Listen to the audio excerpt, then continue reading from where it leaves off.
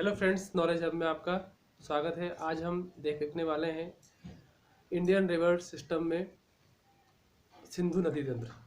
हमने अपनी पिछली क्लास में गंगा नदी तंत्र, ब्रह्मपुत्र नदी तंत्र के बारे में समझा है। आज की क्लास में हम देखेंगे सिंधु नदी तंत्र।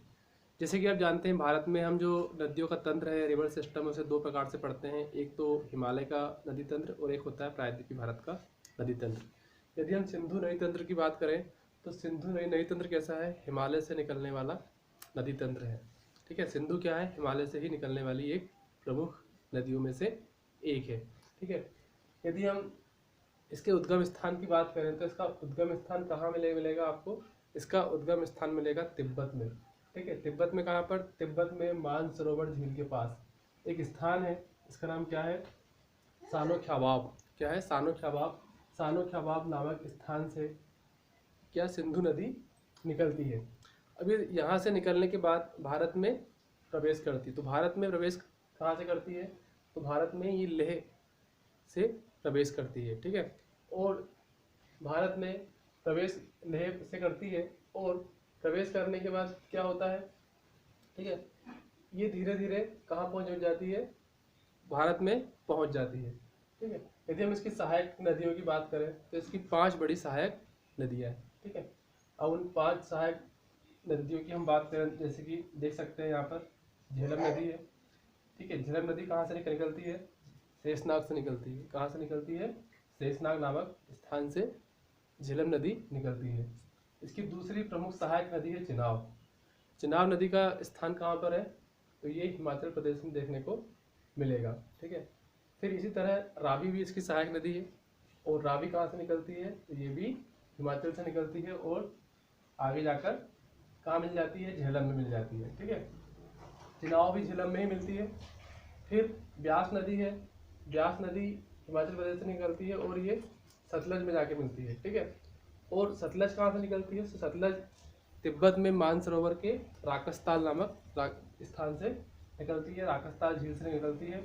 और फाइनली झेलम, चिनाब, रावी, सतलज सब कहाँ मिल जाती है? सिंधु नदी में मिल जाती है। ठीक है, तो पाकिस्तान के मिठान कोट में जाके सब मिलती हैं। ठीक है, 5 नदियाँ जाकर मिल जाती हैं। अब हम बात करते हैं इसके किनारे प्रमुख बसा शहर कौन सा है? तो लेह। भारत का जो लेह शहर है, इसके किनारे बसा हुआ सबसे प्रमुख शहर है। यदि हम श्रीनगर की बात करें तो श्रीनगर किस नदी के किनारे बसा हुआ है? झेलम नदी के किनारे बसा हुआ है। ठीक है, तो झेलम भी क्या है?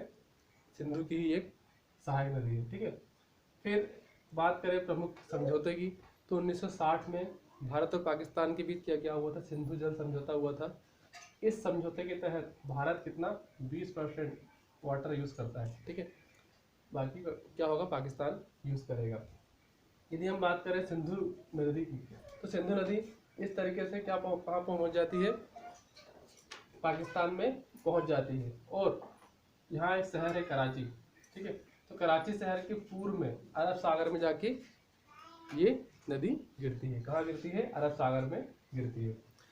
अब हमने यहाँ पर सिंधु नदी और उनकी सहायक नदियों के बारे में देखा। यदि हम ध्यान से देखें तो इन नदियों के बीच में इस खाली जगह है। ठीक है, 2 नदियों के बीच में देखो आप, खाली जगह है।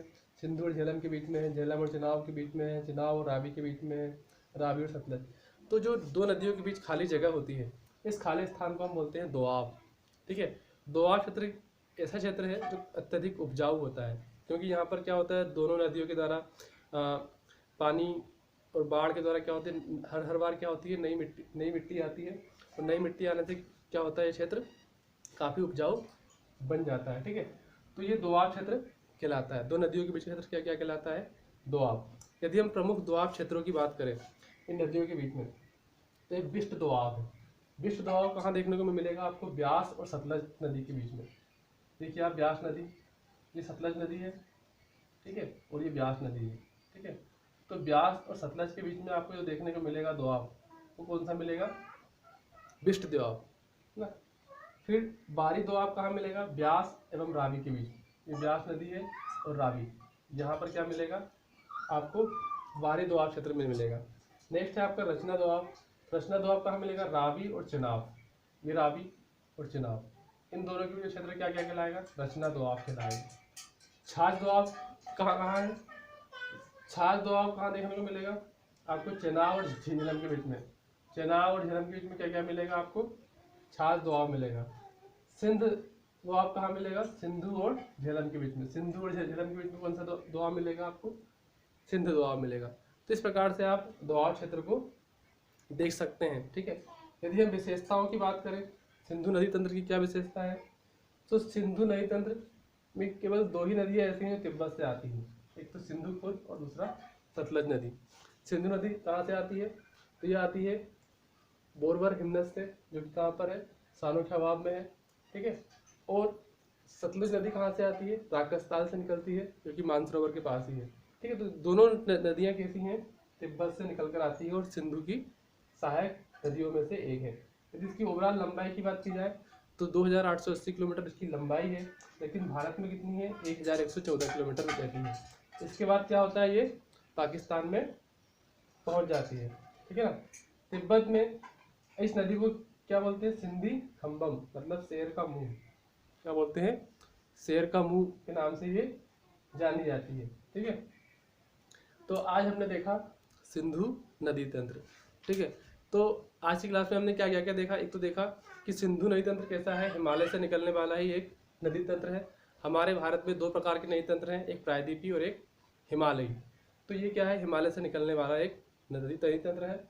और सिंधु नदी कैसी नदी है, ये ऐसी नदी है जो तिब्बत से निकलती है, भारत में आती है, पाकिस्तान में जाकर पहुंच जाती है और अरब सागर में गिरती है। ओवरऑल इसकी लंबाई कितनी है, 2880, और भारत में 1114। तो भारत और पाकिस्तान दोनों में ही ये नदी बहती है। इसीलिए भारत और पाकिस्तान के बीच में क्या हुआ था, सिंधु जल समझौता हुआ था। इसके तहत भारत कितना 20% और पाकिस्तान 80% वाटर यूज़ करता है।